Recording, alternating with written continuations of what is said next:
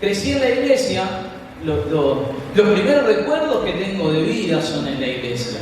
Creo que un poco de nostalgia me dio entrar a la iglesia, a ver que estaba todo vacío, que no había techo, porque fue como, yo crecí con la iglesia, yo crecí con una iglesia sin techo, crecí con una iglesia que era un rancho al fondo, literalmente, con una tela azul de fondo, gracias a Dios no usamos más tela azul de fondo, y era así, era azul dorado, y básicamente esa era la iglesia. Incluso me acuerdo que estaba en la iglesia, en el cuarto, y había atrás de lo que era ese rancho, atrás vivía Ever, me acuerdo en ese momento, y lo gracioso de eso era que vos estabas en el medio del culto y escuchabas, ¿viste? Entrabas y había algunos pellets, básicamente, era caca de rata.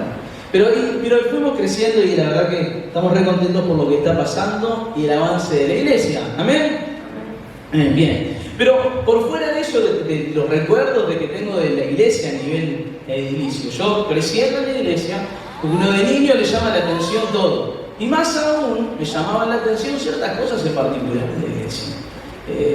A medida que crecía, más cosas me llamaban la atención y sin dudas, una de las cosas que más me llamaba la atención era porque yo entre semanas me vestía de una manera y para el domingo teníamos como que relajarnos. Después también la forma de hablar, como vos entre semana hablar como quiera, pero el domingo, si no, me decís gloria a Dios, hermano, bendiciones, está todo mal. Entonces, son pequeñas cosas que me llamaban la atención, pero pocas cosas me llamaban tanto la atención como la Santa Cena.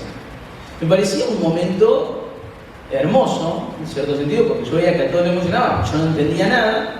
Pero a mí lo que me gustaba de la Santa Cena era después de la Santa Cena, después del culto. Vale se ríe porque Vale era mi compañera, entonces terminaba la Santa Cena y ¿qué hacía todo hijo de pastor? Vamos corriendo a tomar lo que quedaba de ese jugo, de ese famoso jugo. Vale me acompañaba, entonces porque yo no podía estar solo, ¿no? O sea, sí, caemos dando los dos. Entonces íbamos corriendo a ese jugo que no sabemos ni de qué era, pero me llamaba la atención qué hacemos, qué hacen todos tomando algo juntos en un mismo momento. Y también ¿por qué había que bautizarse antes? No lo entendía, no entiendo. Pero de niño me indignaba porque todos tomaban ese jugo en el momento, yo tenía que esperar que terminara el culto. Pero me fascinaba ese jugo de uva. Después, otra cosa me llamaba la atención el hecho de que en la Biblia en general hablaba del vino y por qué era jugo. Obviamente se entiende, si una persona que ha luchado con el cual en la Santa Cena estamos, en vez de darle bendición, estamos tentando a la persona de nuevo.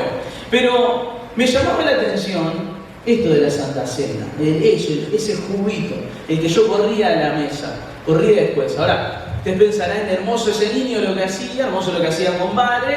Ahora, quiero decirle que hace poco estuvimos tocando una conferencia de pastores, y hace poco, te digo el año pasado, menos de un año, y como que revivimos ese momento con amigos. Estaba Joel, también estaba Caro, estaba Vir. Entonces termina la reunión todo y vimos ahí como brillaba la mesa, me llamaba. Entonces fuimos los niños de 24, 25, 26, 27 años corriendo a la mesa y tomamos todos ese jugo, tomamos una tras de la otra, una tras de la otra, todos esperando antes de que vengan a sacarlo, ¿no? Niñada total hermosa. Pero aquí voy con esto del vino y que quiero hablar en este mes de febrero. Siempre me llamó la atención de que por fuera de la Santa Cena siempre se mencionaba el vino.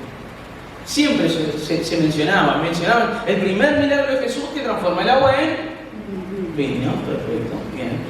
Cuando recordamos la Santa Cena una vez por mes, por una razón, que es lo que se dice que tomaba Jesús, partió el pan y también sirvió el vino. Perfecto. Entonces, esto del vino me llama mucho la atención.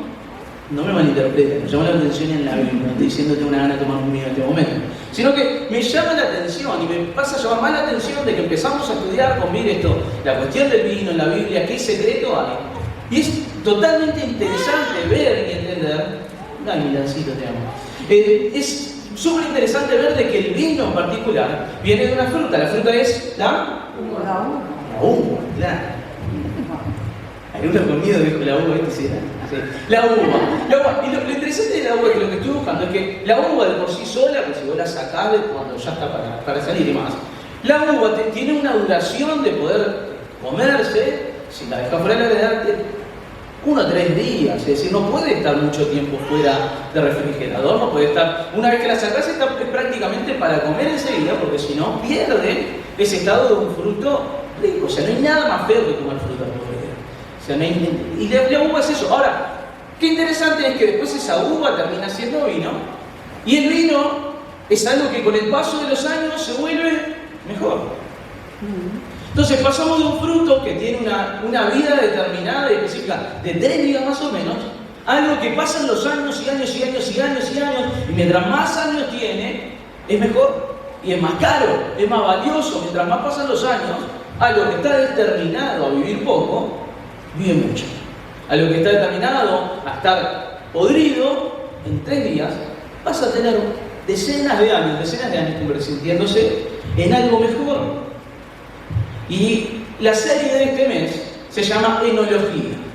Enología, que lo que es enología es conocimiento del vino.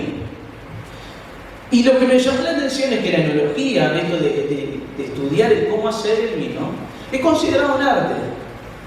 Entonces, ¿a qué voy con esto? La idea de la serie no es que todos salgamos aprendiendo a hacer vino, ni mucho menos, sino que enología es entender de que enología se trata de que una fruta, un fruto, una uva, pasa de tener vida de 3 años, ojalá, 3 días más o menos, a tener años y años y años. Entonces, ¿qué es la enología? Para mí, y en esta serie, la enología es el arte del proceso. La enología es el arte del proceso, el arte de vivir un proceso y que lo que es esperado, lo que naturalmente tiene que suceder, no suceda. ¿Por qué? Porque hay un proceso en el medio. Hay un proceso que sacó el destino que tenía esa uva para convertirlo en algo que dure. La uva estaba determinada para algo. Yo, Fernando Madrazo, estaba determinado con mis fuerzas naturales, mi forma de ser, algo no duradero. Pero si nosotros vivimos y nos determinamos a vivir un proceso, llamémosle enología, lo que para nosotros está determinado a fracasar, y yo me considero que si yo me mando por la mía voy a fracasar, no voy a encarar, las cosas no van a salir, yo necesito vivir un proceso para que aquellas cosas que están determinadas para no durar, para no funcionar, funcionen. Ahora, nosotros muchas veces queremos mandarnos por la nuestra y querer ser esa uva, no vivir un proceso para igualmente llegar a ser vino. Queremos ser fruto, queremos eso, pero no queremos vivir ni soportar el proceso que nos va a llevar a convertirnos de esa uva en vino. Y creo que esta comparación entre la enología y lo que es nuestra vida, hay algo más que Dios nos quiere hablar a través de esto. O sea, Jesús, primer milagro, convierte el agua en vino. Nosotros cuando recordamos a Cristo, ¿qué es lo que hizo en la última cena que tomaron? Vino. Cuando dice que Jesús es la vid verdadera, ¿qué estamos hablando? ¿De qué fruta? De la uva. Entonces hay algo en la uva. Hay algo en este proceso que Dios mismo nos quiere estar enseñando y lo vamos a ver en febrero.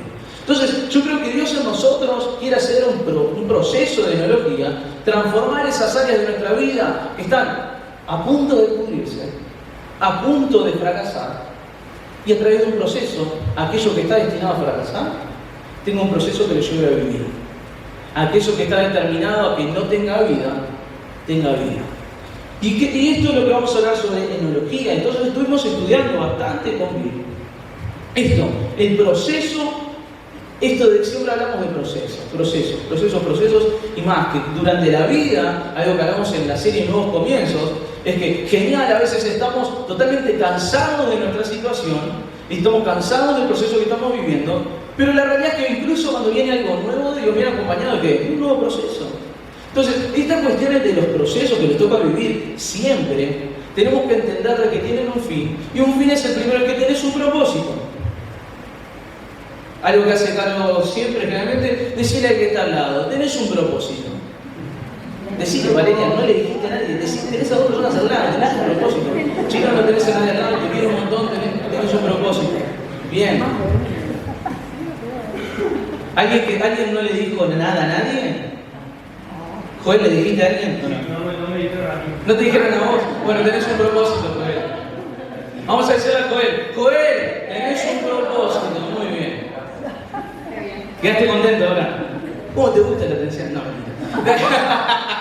bien, entonces tenemos un propósito, cada uno de nosotros tenemos un propósito, como iglesia tenemos un propósito, la uva tiene un propósito, si se sabe usar, y lo mismo pasa con nosotros, tenemos un propósito. La uva dice que alrededor del 70% de las uvas del mundo están destinadas específicamente a ¿qué? A hacer vino. La uva entonces por cuestión porcentual está destinada prácticamente a hacer vino. Entonces tiene un propósito. Ahora, nosotros tenemos un propósito. Para llegar a ese propósito, para llegar a eso que Dios tiene para nosotros, tenemos que vivir un proceso. Y vamos a leer esta historia que hablamos de que el primer milagro de Jesús, lo buscamos juntos, está en Juan, capítulo 2, 6 al 10. 2, 6 al 10, libro de Juan, y se lo leo. Cerca de allí había 6 tinajas de piedra que se usaban para el lavado ceremonial de los judíos. Cada tinaja tenía una capacidad de entre 75 a 113 litros. Jesús le dijo a los sirvientes: llenen las tinajas con agua. Una vez que las tinajas estén llenas, les dijo: ahora saquen un poco y llévenselo al maestro de ceremonias. Así que los sirvientes siguieron sus instrucciones. Cuando el maestro de ceremonias probó el agua, que ahora era vino, sin saber de dónde provenía, aunque por supuesto los sirvientes sí sabían, mandó a llamar al novio. Un anfitrión siempre sirve el mejor vino primero, le dijo. Y una vez que todos han bebido bastante, comienzan a ofrecer el vino más barato. Pero tú has guardado el mejor vino hasta ahora. Jesús va un paso más ahora. No es que agarra una uva podrida ni algo que estaba determinado. Jesús toma agua, agarra el agua, esa agua lo que hacían esas tinajas, venían los judíos a la fiesta y lo que utilizaban esa agua ¿para qué? Para lavarse un poquito las manos y los pies. Ahora, no es que se lavan los pies como vemos ahora en la calle de asfalto. Es decir, la calle que venían, había tierra, había todo. Esa es el agua que va a utilizar Jesús para transformar el vino. Algo que no tenía futuro, algo que estaba totalmente determinado a ser tirado, algo que servía para simplemente tener mugre, ya se habían limpiado todos. Eso era agua para tirarse, lo transforman en mejor vino. Un paso incluso hacia adelante. ¿Y a qué voy con esto? Jesús es el mejor enólogo. Jesús va un paso incluso más adelante. Agarra no la uva, agarra agua y hace el mejor vino de algo que no estaba destinado a hacerlo. Yo creo que a nosotros nos pasa lo mismo. Que con nuestras capacidades, muchas veces nosotros no tenemos nada para ofrecer. Pero sin duda que si nosotros pasamos por las manos y por el proceso del mejor enólogo, Dios puede cumplir ese propósito para nosotros, que la realidad es mucho más grande de lo que pensamos, que imaginamos siquiera. Ahora, el proceso de cambiar agua que no servía para tomar, lo convierte en el mejor vino que pudiese haber. Y para hacer vino, y esto es lo que estuvimos estudiando con Bill, hay 3 pasos indispensables, que son los 3 pasos que vamos a hablar durante el mes de febrero. Y cada domingo vamos a hablar de cada paso y qué es lo que significa ese paso, ese proceso para nosotros. Pero el primer paso, obviamente, luego de haber cosechado la uva, sembrado, la uva, cuando ya está la uva preparada para hacer vino, el primer paso que lo que tiene que hacer es aplastarlo o hacer proceso de prensado. Por conveniencia vamos a usar, obviamente, el término aplastado. Entonces, lo primero que hace con la uva es aplastarlo. Si vemos alguna vez en una película vieja, ¿cómo hacían el aplastado de las uvas? Lo pisaban. Entonces yo cuando le decía a Sofi, mi hermana, de eso me dice: ¿vas a hablar de que pisaban? Y digo: sí, pero está, un poquito más. Pero Sofi me decía: claro, los pisan, es un asco. O sea, si a vos te dan una botella y te dicen: mirá que esto fue pisado por los pies, ¿qué me importa los pies de quién son? Yo no quiero. Entonces, el primer paso es aplastar. Y sin el proceso del aplastado, sin aplastar la uva, no hay vino. Sin el proceso de sacar jugo y dejar de ser un fruto simplemente destinado a tener 3 días, el primer paso para que eso se pueda hacer es aplastarlo. Es aplastarlo. Entonces, muchas cosas en nuestras vidas nos hemos sentido aplastados. Sí, hemos sentido que hay cosas que nos pasan, que nos suceden, que nos sucedieron, hasta que nos suceden hasta el día de hoy, que sentimos que hay cosas que nos aplastan, hay problemas que nos aplastan, hay inseguridades que nos aplastan, hay un montón de cosas, un montón de procesos y cosas que tenemos que hacer, que decimos: esto me aplasta, esto es más grande que yo. ¿Cuántos en algún momento se han sentido aplastados? Bueno, la primera fila nada. Pero sí, Ana sí, está bien. Pero todos nos hemos sentido en un momento que hay situaciones que nos sentimos aplastados, que hay algo que nos está presionando, algo que realmente lo sentimos mucho más grande que nosotros y que no podemos enfrentar. E incluso nosotros, hoy, en este momento te sentís como mientras te hablamos de esto, che, esto me está aplastando, este problema me está aplastando. Y tenemos que pensar en cuanto a esto, de que el hecho de que nos aplasten las cosas, no podemos siempre utilizar el recurso de decir que es el diablo. Porque decimos, no, me pasa algo malo, es el diablo. Pasa algo, es el diablo. Ahora tenemos que entender que en los procesos que vivimos con Dios, muchas veces es Dios permitiendo que nosotros estemos siendo aplastados. Quizás no es lo más lindo que te diga, mirá que vas a ser aplastado, que hay un montón de cosas que te van a presionar, que te van a agobiar y que van a ser difíciles de vivir.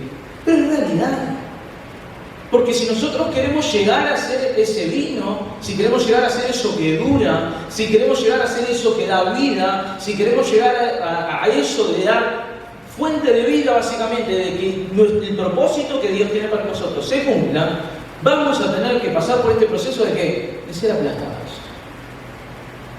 No hay vino sin aplastar. Y bien me hacía notar algo de esto, de que vemos que empezaba el vino en los inicios era aplastando con los pies.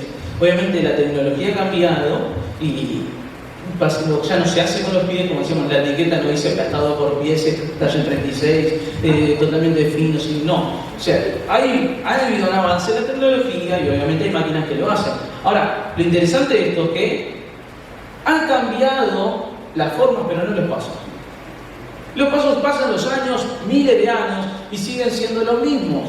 La única diferencia es la forma de hacerlo. Obviamente no me quiero extender mucho en esto porque puedo hablar 3 días de formas versus lo importante y más.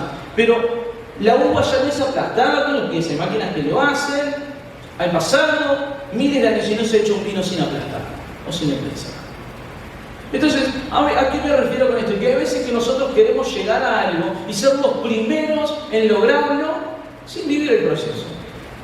Entonces, queremos llegar a lo que ha logrado otro sin ponernos en los zapatos de lo que ha vivido. Queremos llegar a más, pero el proceso, que es doloroso, que cuesta, es difícil de atravesar. Y duele el proceso. Y quizás las cosas que te están aplastando hoy son más grandes que vos, pero vuelvo a lo mismo. Nadie hizo vino sin aplastar. Pensá en vez de cuando te pasa algo malo y cuando te está pasando algo que te está entristeciendo, algo que te está doliendo, algo que vos decís preferiría no pasar esto porque esto es doloroso, porque esto no lo quiero vivir. Pensá que quizás no es el diablo que te está persiguiendo, pensá que no es simplemente algo fruto de que sucedió y chao, sino que probablemente sea Dios que quiera estar trabajando algo con tu vida. Probablemente sea Dios que está permitiendo que algo te aplaste, pero no para que te aplaste para que te mate, sino para morir a todo aquello que nos sirve para hacer vino. Lo que hace este proceso de aplastado es sacar la cáscara más que nada, para que deje de ser un fruto rígido y pasa a ¿qué? Ser líquido, para ser útil para hacer vino.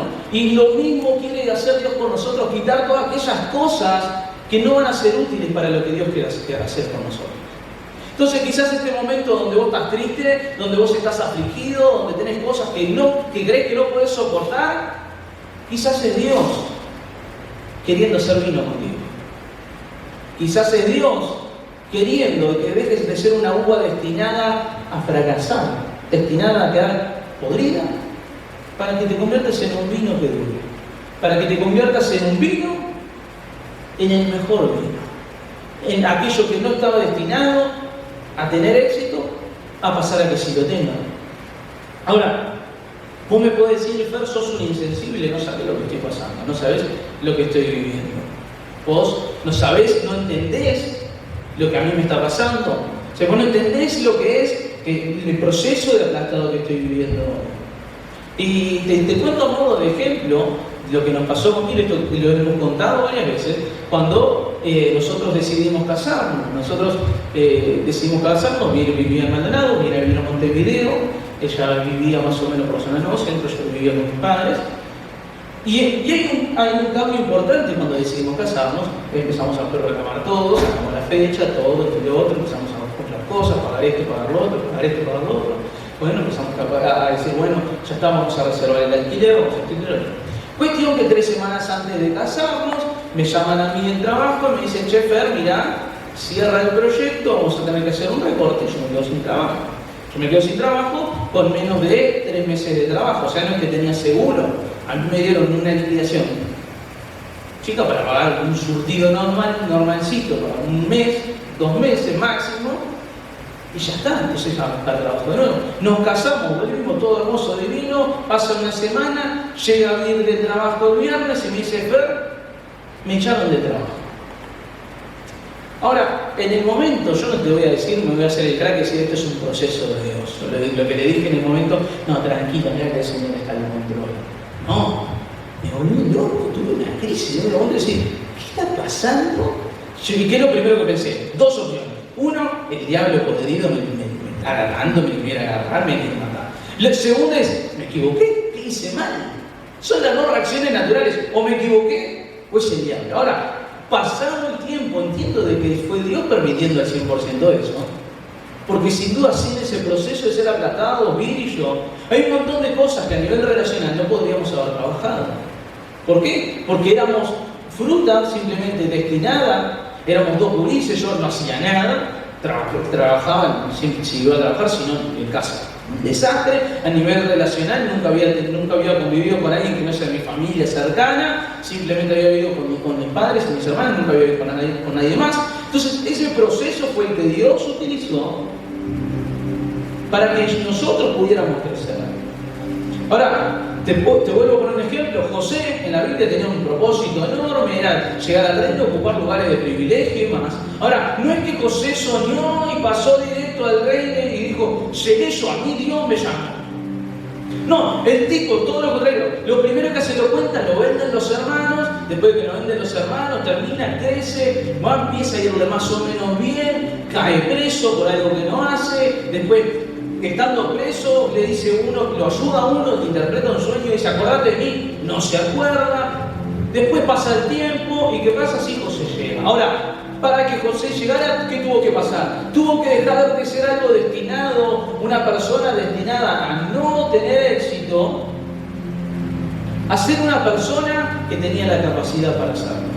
Se convirtió de lo que era de uva en vino. No grites más, diablo podrido, me estás aplastando, sino tenemos que cambiar nuestra perspectiva y decir, Dios, va a ser recontra difícil, me va a costar un montón, pero quiero vivir este proceso contigo. Quiero vivir este proceso de dejar de ser una uva destinada a fracasar, ¿a qué? A un vino para que te dé vida. Otra cosa que tenemos que hacer en cuanto a este proceso de aplastamiento y más, es confiar en el proceso. ¿Se acuerdan que estuvimos hablando de una serie el año pasado, Tanking? Que hablamos de que en la NBA hay algunos equipos que deciden perder intencionalmente para que tengan una mejor elección y a través de esa elección reconstruir su proyecto. Hace unos años, un equipo de los Philadelphia 76ers, que es un equipo de Filadelfia, prácticamente, que propusieron y su proyecto fue tirar todo y empezar de cero. Y lo gracioso de esto es que mientras perdían, vos que estabas por Filadelfia, lo que se veía por todos lados era la hinchada de Filadelfia poniendo, confiemos en el proceso, tras de proceso, confiar en el proceso. Ahora, ¿cuántos de ustedes son competitivos? Yo vengo de una familia extremadamente competitiva. Con mis padres jugábamos a las cartas, terminábamos de jugar, sabía que papá se había guardado cartas, no sé cómo le salía el comodín siempre, era eso, o sea, no había mucha ciencia. Con mi madre, si jugás al 1 y le tirás el +4, cuidate con la comida porque te va a meter algo, o sea, mis hermanas, no voy a hablar de eso porque están acá. Pues vivir también, o sea, estamos totalmente destinados a ser competitivos. Imagínate estar perdiendo y decir, confío en el proceso de perder. Porque nadie quiere vivir el proceso, todos queremos ganar, todos queremos llegar, todos queremos llegar a ser un vino que dé vida, un vino que tenga años por delante y que vaya pasando el tiempo y se convierta en mejor y mejor y mejor. Todos lo queremos, pero ¿qué tenemos que hacer en medio? Confiar en el proceso. Sé que es un montón confiar en el proceso mientras sos aplastado, pero de eso que te está aplastando, cuando empezás a vivirlo como un proceso, para dejar de ser algo destinado a fracasar, para ser ese vino que va a crecer y que con el paso de los años no va a morir. Vas a empezar a ver el propósito de Dios con una perspectiva de que tu vida va a cambiar y vas a confiar en el proceso. Me encanta el Salmo 138, 7-8, versículo favorito de mi padre, que dice David: si anduviera yo en medio de la angustia, tú me vivificarás. Contra la ira de mis enemigos extenderás tu mano y me salvará tu diestra. Jehová cumplirá su propósito en mí. En el medio del proceso, y hoy en día en medio de procesos que vivimos convivir y que seguimos viviendo, porque siempre hay procesos, lo que nosotros tenemos que decir es: ¿sabes qué? Estoy siendo aplastado, pero confío en el proceso. Estoy siendo aplastado, como dice David. Si estoy en medio de la angustia, sigo recordando que Jehová cumplirá su propósito en mí. En medio de lo que te esté aplastando hoy, recordá: estoy siendo aplastado, pero si estoy siendo aplastado es porque Jehová va a cumplir su propósito en mi vida. ¿Tenemos un propósito? Sí, Jehová cumplirá su propósito en vos. Y en medio del proceso tenemos que entender de que vos vas a llegar a ese propósito porque Jehová, porque Dios va a estar contigo. Confía en el proceso. Y este último punto es importantísimo. Es entender de que tu proceso de aplastamiento también es para otros. Ayer en la reunión de liderazgo recordábamos esta historia de Jesús con Pedro. Pedro le reconoce que Jesús es el Hijo de Dios. Lo que hace Jesús es decirle: ok, perfecto, ya no sos simplemente Pedro, roca, sobre ti edificaré mi iglesia. Ahora, después lo que sucede, de forma inmediata casi, es que Jesús anuncia su muerte y Pedro que dice: no. Lo separa y le dice: tranquilo Jesús, no digas eso, de ninguna manera, tené compasión de vos mismo. O sea, Pedro pasa de ser esa persona que reconoce a Jesús a un tipo que, porque le dijeron que iba a ser la roca de la iglesia, que sobre él iba a ser edificada la iglesia, ya se cree capaz de decirle a Jesús qué hacer con sus procesos. Ahora, Jesús murió para que sea el último. Jesús murió para que nosotros tengamos vida eterna. Yo no te estoy diciendo que tenés que morir y vos no vas a andar perdonando pecados bajo ninguna circunstancia. Pero los procesos que vivimos muchas veces no es simplemente dejar de ser esa uva para convertirnos en vino para vos únicamente, sino que quiero que pensemos un segundo. ¿En qué has sido aplastado? No quiero que me respondas obviamente, pero pensá en qué has sido aplastado, en qué has sido aplastado, qué cosas me aplastan hoy. Ahora pensá también por un segundo, ¿cuántas otras personas pueden estar pasando por lo mismo? Y pensá también que puede ser que el propósito de Dios con tu aplastamiento sea que otros no vivan lo mismo. Que ya no sean más juzgados por vivir lo mismo que viviste vos, porque vos ya lo viviste, ya abrazaste ese aplastamiento y decir: no, yo voy a hacer de que otros no vivan esto, porque Dios lo hizo en mí para que lo comparta con otros. Quizás es totalmente difícil entender, ver, buenísimo con lo de otros, pero estoy pasando mal yo. Fantástico, buenísimo. Te voy a decir algo: el proceso que vivís vos no te afecta solamente a vos mismo, sino para que afectes a otros. Para que de esa experiencia, de ese aplastamiento, puedas decirle a otros: ¿sabes qué? Esto es una locura, es recontra difícil, pero confía en el proceso. Porque Jesús hizo conmigo, dejó de que esta área sea una uva destinada a fracasar y me llevó a que poco a poco vaya cumpliendo el propósito de Dios con mi vida. Cuando José, que mencionamos antes, llega al reino, empieza ese propósito, eso que Dios le había mostrado en un sueño, llega al reino, llega a ese lugar de privilegio. Es increíble cómo el proceso de José no es solamente para él, que le habían vendido, son las mismas personas que se enfrentan años después.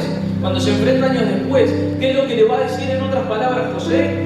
Ustedes, pensaría, yo imagino, ustedes me vendieron, porque ustedes me vendieron, yo terminé preso, porque ustedes me vendieron, terminé injustamente siendo olvidado. Pero José no le dice, ahora te toca vivir a vos lo mismo. ¿Por qué? Porque José ya no era una uva destinada a fracasar, ya había un proceso en el medio. Entonces el proceso que vivas hoy es difícil, sí, es complicado, ¿va a ser fácil vivir el proceso de tratamiento? No, literalmente te sentís aplastado, pero la diferencia es que confiando en el proceso, no solamente vas a afectar a vos, sino vas a afectar a los que siguen. Cuando tu aplastamiento te sentiste juzgado, vos vas a ser la misma persona que se va a encargar de que otros no se sientan juzgados. Cuando te sentiste criticado, que parecías débil y que el mundo te veía de esa manera, vos vas a hacer lo imposible para que otros no vivan lo mismo. La diferencia en José es que había pasado el proceso. La diferencia es que José no reaccionó diciendo ahora te toca a vos. Le dice, me tocó a mí, ahora no te tiene que tocar a vos. Y ese es el resultado del proceso de ser aprovechados.